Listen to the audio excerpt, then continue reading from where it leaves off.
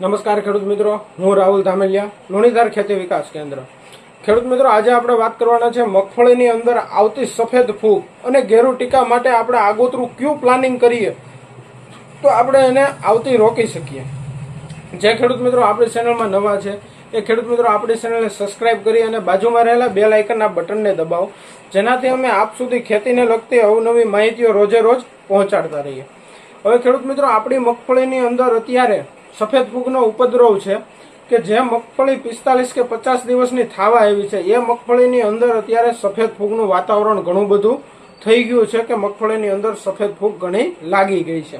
હવે જ્યારે આપણે જો મગફળીમાં પિયત આપવાનું હોય, અત્યારે જનરલી ઘણા ખેતરની અંદર પાણી પાવાનું ચાલુ થઈ ગયું છે. હવે આવા સમયની અંદર જ્યારે આપણે મગફળીમાં પાણી પાઈએ ત્યારે કોઈ ખાતર સાથે અથવા તો કોઈ વેકરા સાથે જે માર્કેટની અંદર ટેબુકોનાઝોન 25% પાવડર ફોર્મમાં આવે છે એ 16 ગુઠાના વીઘા પ્રમાણે 200 ગ્રામ ખાતર અથવા વેકરા સાથે ઉડાડી દેવાનું. જેમ કે સુમિટોમોમાં કેવિએટ નામથી આવે છે, ઘણી બધી સારી કંપનીના ટેબુકોનાઝોન 25% પાવડર ફોર્મમાં આવે છે. 16 ગુઠાના વીઘા પ્રમાણે 200 ગ્રામ ખાતર કે વેકરા સાથે મિક્સ કરી ઉડાડી અને પાછળથી પિયત આપવામાં આપને 100% પરિણામ મળે છે. અને જો એ રીતે આપણે પિયત ના આપવાનું હોય અને ફૂગ અસંખ્ય વધારો થતો જ હોય ત્યારે પંપની અંદર એ પાવડર 20 થી 25 ગ્રામ નાખી અને પંપની જે નોઝલ છે એ નોઝલ કાઢી અને ડ્રિન્ચિંગ કરવાનું, સીધી ધારોડી ઓળની ઉપર જાય એવી રીતે. અને એમાં 16 ગુઠાના વીઘા પ્રમાણે 6 થી 7 પંપનો ઉપયોગ કરવો, જેનાથી આપણે સફેદ ફૂગની અંદર તરત જ કંટ્રોલ મળી જાય અને આપણે સફેદ ફૂગને આવતી રોકી શકશું. આવી ગઈ છે તો પણ એ ફૂગ તરત રોકાઈ જશે.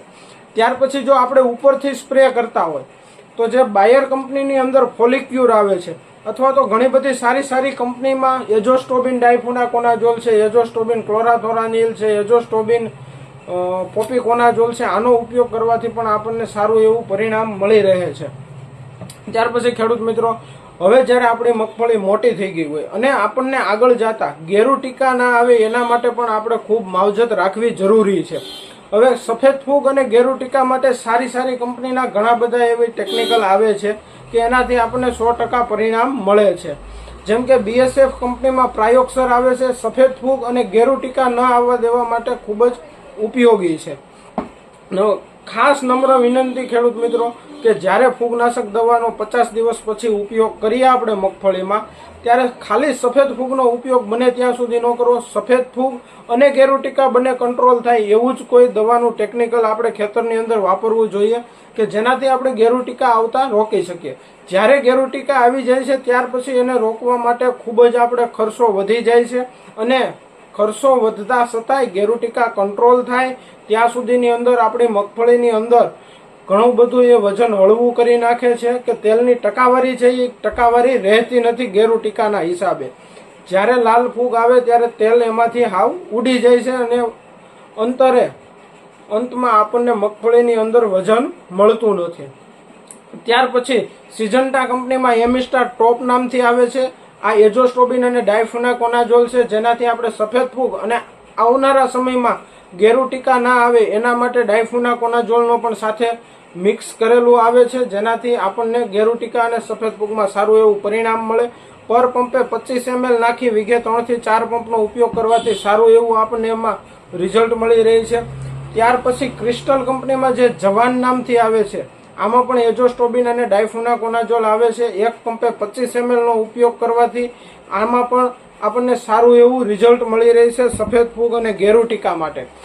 ત્યારબાદ બાયર કંપનીમાં જે નેટીઓ આવે છે, 1 પંપે 10 ગ્રામનો ઉપયોગ કરી 1 વીઘે 16 ગુઠાના વીઘા પ્રમાણે 3 થી 4 પંપનો ઉપયોગ કરવાથી આમાં પણ સારું એવું પરિણામ આપણને મળે છે. હવે ખેડૂત મિત્રો, જ્યારે આપણી મગફળીની અંદર આપણે અગાઉ માવજત ના કરી હોય અને ગેરુ ટીકા જો આવી ગયા હોય ત્યારે આમાંથી કોઈ પણ દવાનો આપણે ઉપયોગ કરીએ રિઝલ્ટ 100% મળશે. પણ જ્યારે ઉપયોગ કરીએ ત્યારે પંપ ખૂબ જ ઘાટા જવા જોઈએ કે 16 ગુઠાના વીઘા પ્રમાણે 6 પંપ મિનિમમ નાખવા, ત્યારે આપણે એ ગેરુ ટીકાને કંટ્રોલ કરી શકશું. અને ગેરુ ટીકા જ્યારે આવવાનો સમય હશે ત્યારે પાંદ ઉપર લાલ ડાગી થાય, પાંદની નીચે લાલ જાય પડશે. આગોતરું પ્લાનિંગ કરશું તો આપણો છોડ મજબૂત રહેશે. છોડ મજબૂત રહેશે તો એ ઉત્પાદન આપને મબલક આવશે અને આખરે આપણે ઉત્પાદન